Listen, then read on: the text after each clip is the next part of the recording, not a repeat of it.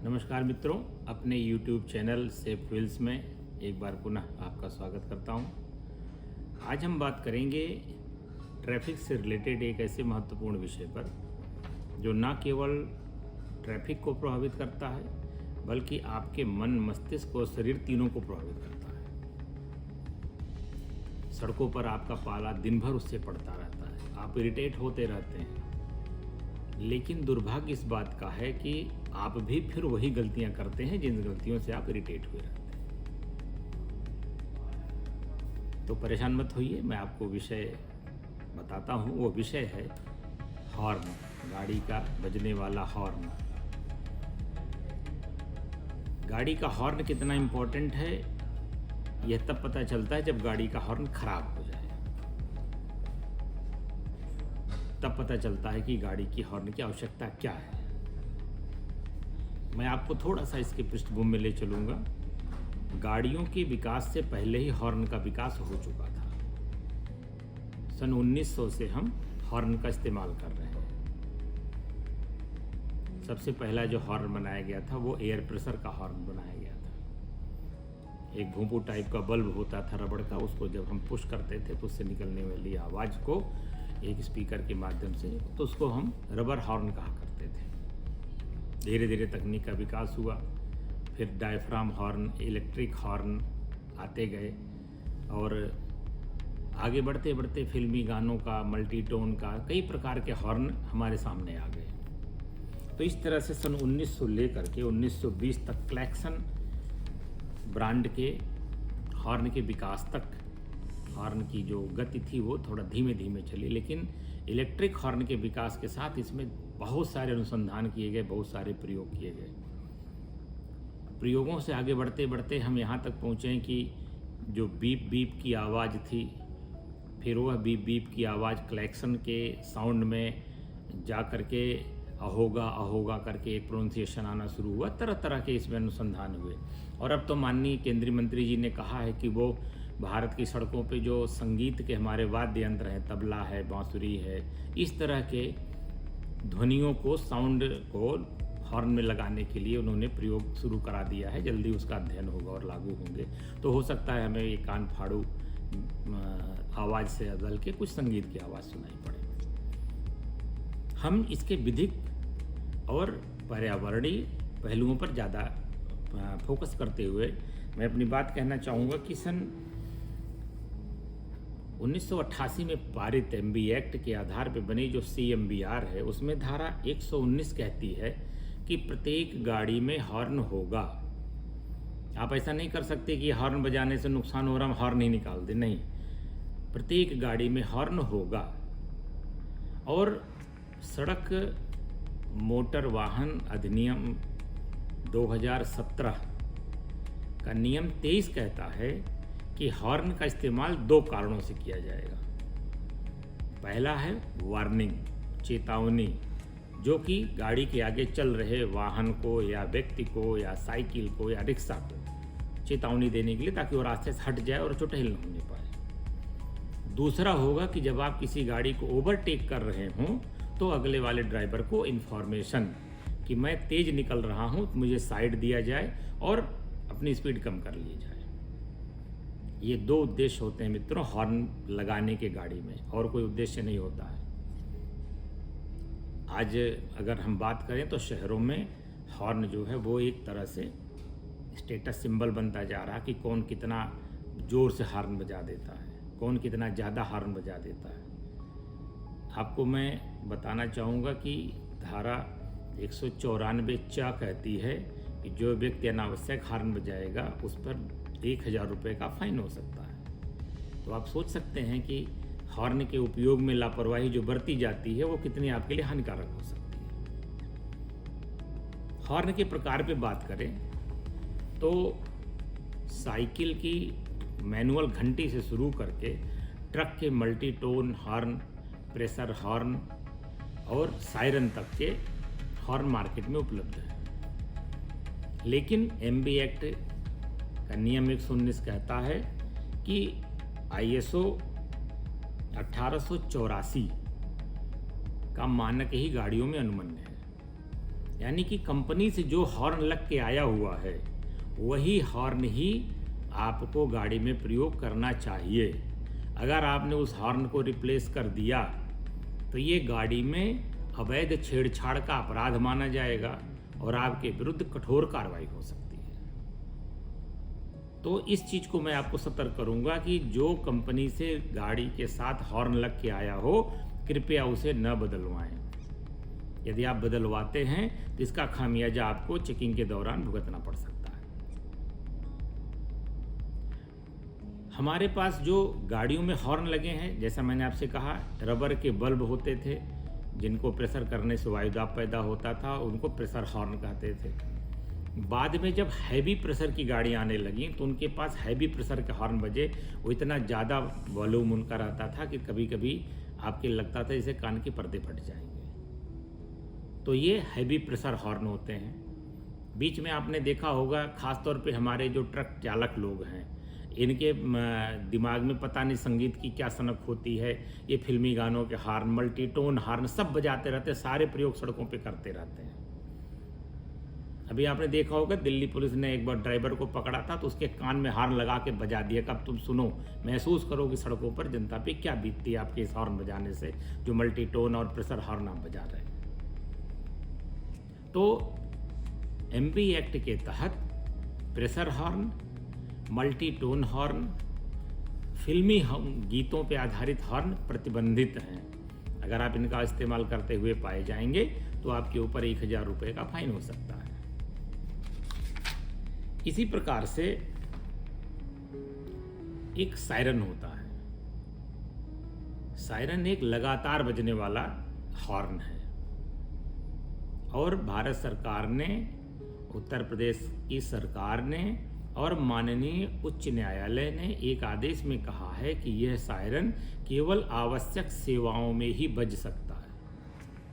आवश्यक सेवाएं क्या हैं? Fire service, ambulance, disaster management में लगी हुई फोर्स, कहीं पर मूव करती हुई सेना या सैन्य दल या अर्धसैनिक बल, और ड्यूटी पर वीआईपी सुरक्षा में या कानून व्यवस्था ड्यूटी में लगा हुआ पुलिस बल, यही लोग यूज़ कर सकते हैं। बाकी लोग सायरन का इस्तेमाल नहीं कर सकते। आपने देखा होगा कि हमारे यहाँ राजनीतिक जो हस्तियाँ होती हैं उनके लिए फ्लैशर लाइट और हूटर एक स्टेटस सिंबल बन जाता है, लेकिन हाई कोर्ट ने उसको रोक रखा है। तो इस प्रकार आपको ये मैं बताऊं कि नियम 119 CMVR के तहत इन चीज़ों के लिए डिटेल गाइडलाइन जारी की गई है। इसी प्रकार से धारा 194 जो कहती है कि आप किसी भी हॉर्न का दुरुपयोग करेंगे या अनावश्यक उपयोग करेंगे तो आप पे फाइन हो सकता है।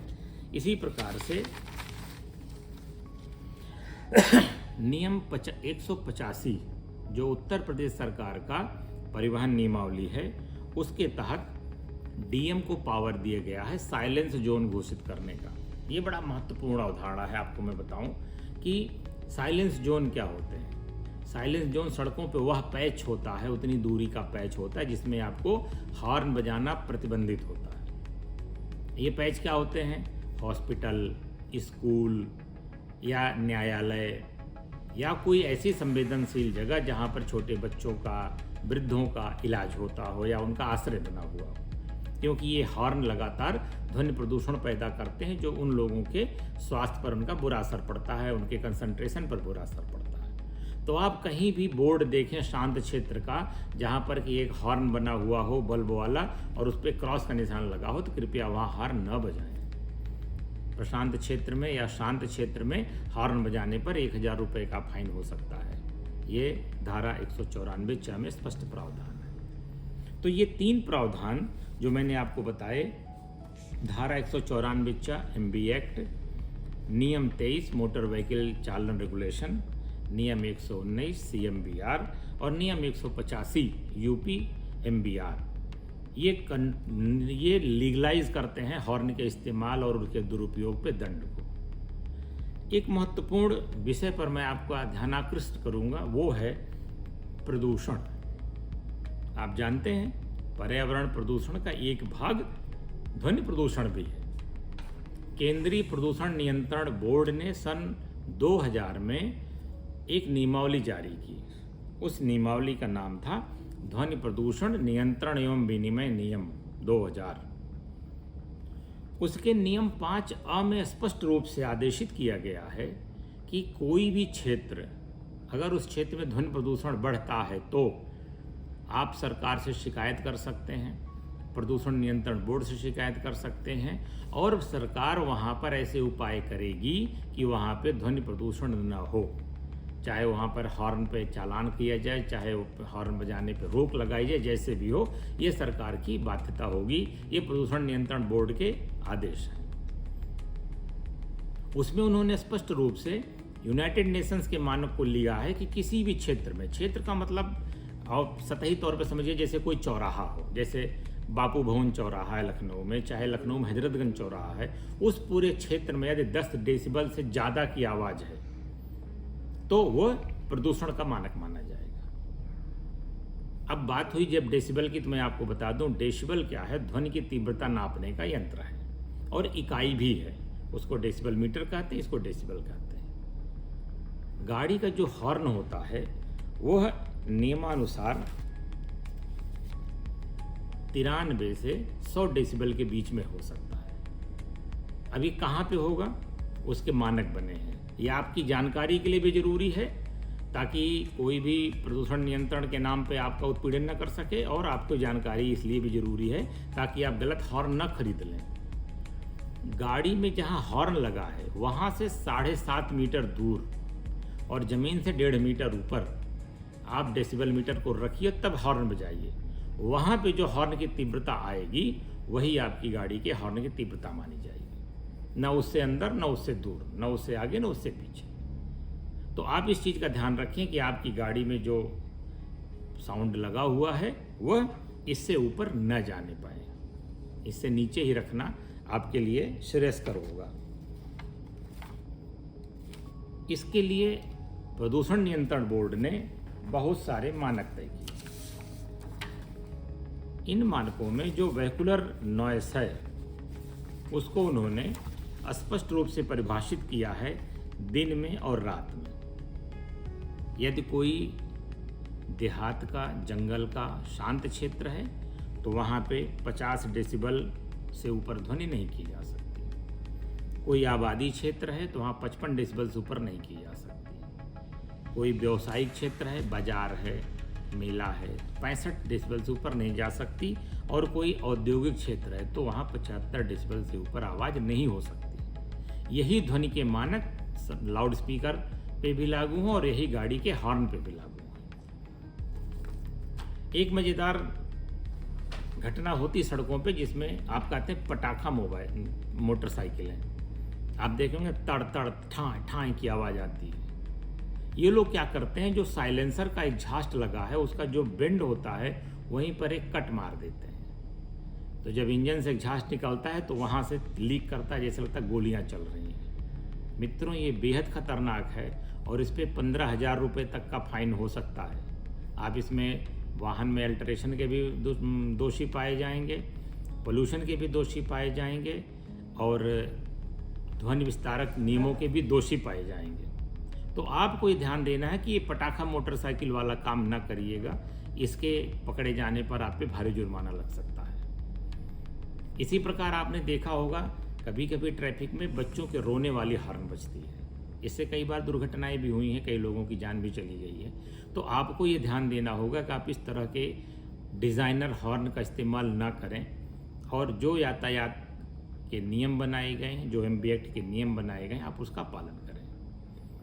अब अगर मान लीजिए आपके सामने कोई इन ध्वनि मानकों का उल्लंघन कर रहा था, आप शिकायत कहाँ कर सकते हैं? तो इसके शिकायत के देखिए 3-4 फोरम हैं। पहला ये है कि आप क्षेत्रीय प्रदूषण कार्यालय को मेल कर सकते हैं, या केंद्रीय प्रदूषण नियंत्रण बोर्ड को ईमेल कर सकते हैं, या supreme court committee on road safety को मेल कर सकते हैं अपने सबूतों के साथ, या फिर संबंधित पुलिस अधिकारी को जो मौके पे उसको आप बता सकते हैं। ये 4 चैनल आपके पास हैं जिससे कि आप अपनी शिकायत दर्ज करा सकते हैं यदि कोई वाहन प्रदूषण, ध्वनि प्रदूषण विशेष तौर पे कर रहा है तो। अब इन सब चीज़ों के बाद जो सबसे महत्वपूर्ण है, जो आपको प्रभावित करता है, जैसा मैंने आरंभ में आपसे कहा कि आपका मन, मस्तिष्क और शरीर कैसे प्रभावित होगा। तो इस मामले में जैसे उत्तर प्रदेश की राजधानी लखनऊ में स्थित KGMC विश्वविद्यालय ने, KGMU विश्वविद्यालय ने एक स्टडी की। उन्होंने स्टडी में अपने पाया कि गाड़ियों के अत्यधिक हॉर्न से जो लोग सड़कों पर लगातार चल रहे हैं और उन गाड़ियों का हॉर्न सुन रहे हैं, उनकी में श्रवण शक्ति का ह्रास हो जाता है, यानी कि वो ऊंचा सुनने लगते हैं। और यदि लगातार स्थिति 10-5 साल रह गए तो फिर उनको अपने कान में सुनने वाली मशीन लगानी पड़ती है, क्योंकि उनको सुनाई नहीं देता। उनके जो ईयर ड्रम हैं उनकी सेंसिटिविटी खत्म हो जाती है। तनाव और चिड़चिड़ापन बढ़ता है, इसकी वजह से तनाव और चिड़चिड़ापन बढ़ जाता है। आदमी का कंसंट्रेशन लॉस करता है बार बार आवाज़ सुनने से, उसकी मेमोरी लॉस हो जाती है, उसको चीज़ें याद नहीं रहती हैं। कभी कभी इससे हृदयाघात और BP भी बढ़ती है। सबसे बड़ी बात कि अनिद्रा और सिर दर्द। जब आप शाम को आके आंख बंद करके लेटते तब भी लगता जैसे कान में हॉर्न बज रहा हो। और मल्टीटोन हॉर्न अगर कहीं पाले पड़ गया तब तो फिर घंटों आपको सुनाई नहीं पड़ता है। तो ये जो स्थितियां शरीर के साथ पैदा हो रही हैं, इनका रिजल्ट सबसे गंभीर है। हम आप बड़े हैं, हमारा शरीर थोड़ा रेजिस्ट करता है, लेकिन 2 साल के बच्चे, 4 साल के बच्चे, 6 साल के बच्चे, 6 महीने के बच्चे जो सड़कों पर गाड़ियों में यात्रा कर रहे हैं, उन पर इनका दुष्परिणाम बहुत ज़्यादा है। तो आज मैं आपको ये भी बताऊं कि चाइना, फ्रांस, अमेरिका जैसे कई ऐसे देश हैं जहां पर कि लोकल अथॉरिटीज ने नो हॉन्किंग डे बना रखा है। हॉन्किंग कहते हैं हॉर्न बजाने को, नो हॉन्किंग डे बना रखा है। उस दिन उनके यहाँ कोई बजाता ही नहीं हॉर्न पूरा दिन। मुंबई पुलिस ने भी सन 2023 में एक प्रयोग किया था। उन्होंने 1 जून के महीने में किसी तारीख को नो हॉन्किंग डे डिक्लेयर किया था। यद्यपि हम लोग लखनऊ में या उत्तर प्रदेश में किसी राज्य में अभी तक नो हॉन्किंग डे जैसा प्रयोग नहीं कर पाए हैं, लेकिन ये संकल्प हम स्वयं तो ले ही सकते हैं कि आज मैं दिन भर हॉर्न नहीं बजाऊंगा। ओवरटेक करते समय या सड़क पर चलते समय मैं थोड़ा धीमा चलूंगा ताकि आदमी हट जाए, निकल जाए और मैं सुरक्षित रह लूँ। ये प्रयोग तो हम अपने आप कर ही सकते हैं, मान लीजिए सामूहिक तौर पे या सरकार न कराए तो भी। तो नो हॉन्किंग डे का कॉन्सेप्ट विश्व के कई देशों में है और आप इसी से अंदाजा लगाइए कि ध्वनि प्रदूषण का कितना घातक असर लोगों पर पड़ रहा है। लोग इतना इससे ज़्यादा परेशान हो रहे हैं। इसी प्रकार से जो प्रेशर हॉर्न हैं, जो इस तरह के हैं, इनके लिए एक पंजाब और हरियाणा हाई कोर्ट ने ऑर्डर किया था। उस ऑर्डर में स्पष्ट कहा गया था कि जिस भी गाड़ी में म्यूजिक सिस्टम लगा हो, जिस गाड़ी में प्रेशर हॉर्न लगा हो, जिसमें मल्टीटोन हॉर्न लगा हो, पुलिस उसको निकलवा के जब्त कर सकती है। तो यदि आपकी गाड़ी में लगा हो तो आप निकलवा दीजिए, और अगर किसी पड़ोसी की गाड़ी में लगी तो उसकी सूचना पुलिस को दे दीजिए, ताकि इस हॉर्न के कहर से हम जनता को बचा सकें। और इसका सबसे बड़ा जो भुक्तभोगी है, वो मुझे दुख के साथ कहना पड़ रहा, वो मेरा पुलिस का अधिकारी है, मेरे ट्रैफिक पुलिस के जवान हैं, जो लगातार चौराहों पे आपके हॉर्न को झेलते रहते हैं और शाम तक उनको ये अनिद्रा, ये मेमोरी लॉस, ये कंसंट्रेशन का अभाव, ये हियरिंग कैपेसिटी का लॉस, ये सब उनकी सफरिंग्स होती रहती हैं। इस तरह जो हॉर्न आपके हाथ के छोटे से पुश से बज उठता है, आप सोचिए उसके दूरगामी परिणाम कितने घातक हैं, कितना बड़ा नुकसान करता है वो समाज को और व्यक्ति को। तो आप इस लेक्चर के अंत के साथ मैं आपसे अनुरोध करूंगा कि आप स्वयं से शपथ लीजिए हफ्ते में 1 दिन कि मैं आज हॉर्न नहीं बजाऊंगा। और यदि हम इसी प्रकार से हर व्यक्ति शपथ ले लिया तो निश्चित तौर पर हम अपनी सड़कों को, अपने चौराहों को इस शोर शराबे से बचा सकेंगे, और ये कान फोड़ू हॉर्न से हम अपनी पीढ़ियों को भी बचा सकेंगे। तो इस प्रकार ये हॉर्न जब सुरक्षा के लिए बनाया गया था तो हमारी लापरवाही से यह हमारा भक्षण न करने लगे, ये हमें ध्यान देना होगा। इसी के साथ मैं अपनी बात समाप्त करता हूँ और आपसे अपील करता हूँ कि इस चैनल को लाइक करें, सब्सक्राइब करें और यातायात और सड़क सुरक्षा के इस मुहिम में हमारा साथ दें। धन्यवाद।